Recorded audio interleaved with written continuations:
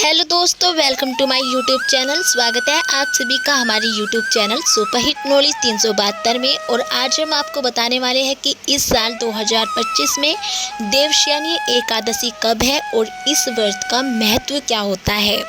और इसके साथ ही हम आपको ये भी बताएंगे कि देवशयनी एकादशी व्रत की पूजा विधि क्या होती है और एकादशी व्रत में क्या काम भूलकर भी नहीं करना चाहिए।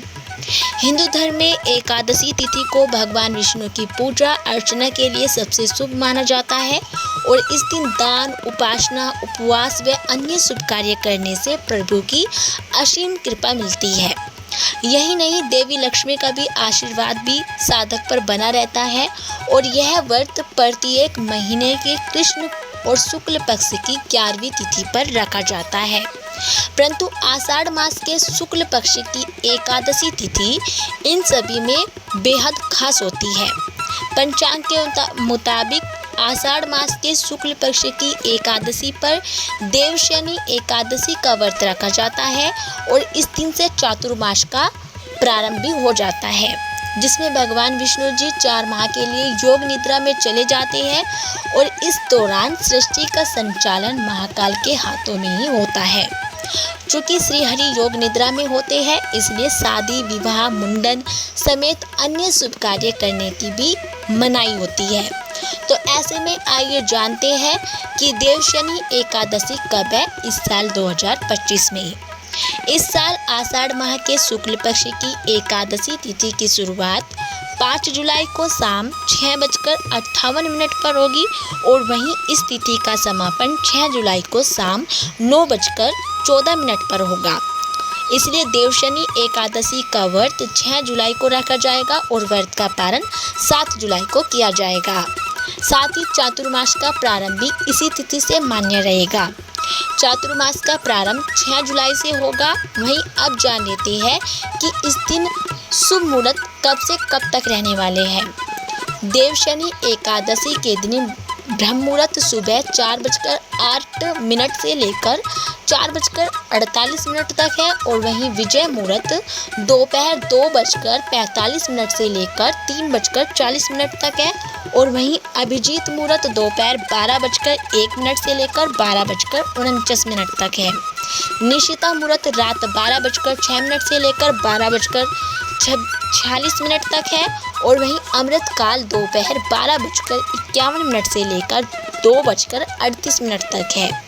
इस दिन विशाखा नक्षत्र भी बनना है, जो रात 10:41 तक रहेगा और इसके अलावा रात 9:26 तक साध्य योग का संयोग भी रहेगा।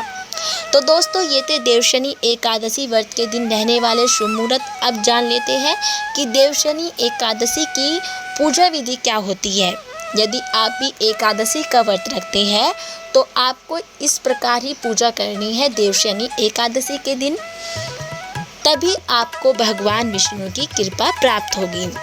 देवशयनी एकादशी पर पूजा से पूर्व पूजा स्थल को गंगा जल से शुद्ध करें और फिर एक साफ चौकी उस पर पीला रंग का कपड़ा बिछा दे।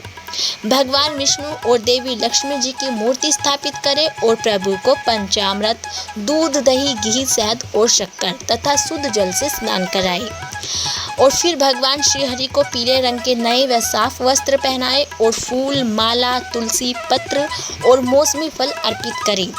तुलसी पत्र भगवान विष्णु को बेहद ही प्रिय है, इसलिए तुलसी पत्र भगवान विष्णु को जरूर अर्पित करें और शुद्ध देसी घी से दीपक जलाएं और प्रभु के मंत्र का स्मरण करें।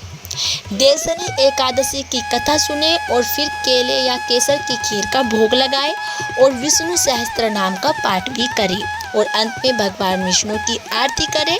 तो दोस्तों, ये थे देवशयनी एकादशी व्रत की पूजा विधि। अब जान लेते हैं कि एकादशी व्रत में क्या काम भूलकर भी नहीं करना चाहिए। देवशयनी एकादशी के दिन ये काम भूलकर भी ना करें, तो आइए जानते हैं कि वे काम कौन से हैं जो एकादशी के दिन नहीं करने चाहिए। एकादशी के दिन रात में सोना नहीं चाहिए और यह तिथि बेहद ही पुण्यदायी होती है और इस तिथि को पूरी रात भगवान विष्णु के भजन गाने चाहिए मंत्र या आरती करनी चाहिए और भगवान विष्णु की प्रतिमा या फिर तस्वीर के सामने बैठकर पूरी रात जागरण करना चाहिए। ऐसा करने से भगवान विष्णु की कृपा प्राप्त होती है और उनके आशीर्वाद से जीवन में उन्नति के योग भी बन जाते हैं।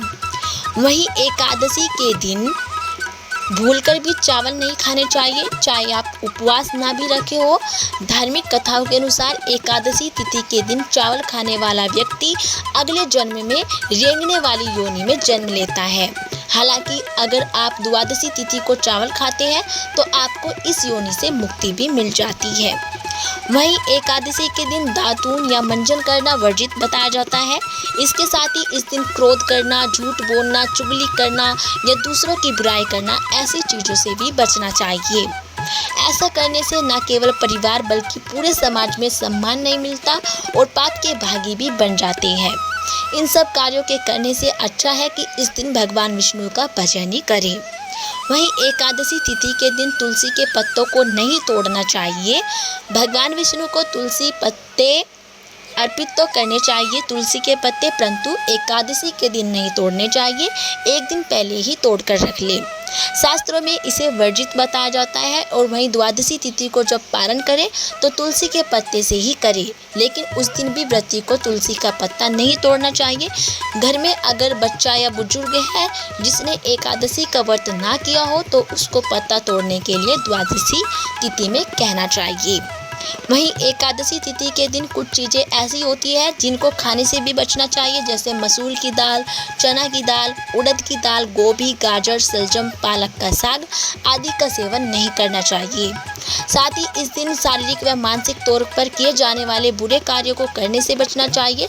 और शास्त्रों में एकादशी तिथि को मोक्षदायिनी तिथि कहा जाता है, इसलिए एकादशी तिथि के दिन इन कार्यों को करने से बचना चाहिए।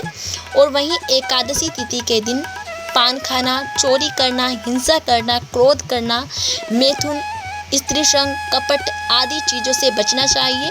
और वहीं अगर आपसे कोई गलती हो जाए तो उसके लिए माफ़ी मांगनी चाहिए और साथ ही इनको आदत बना लेनी चाहिए, जो आपके लिए बेहद ही फ़ायदेमंद साबित होगी।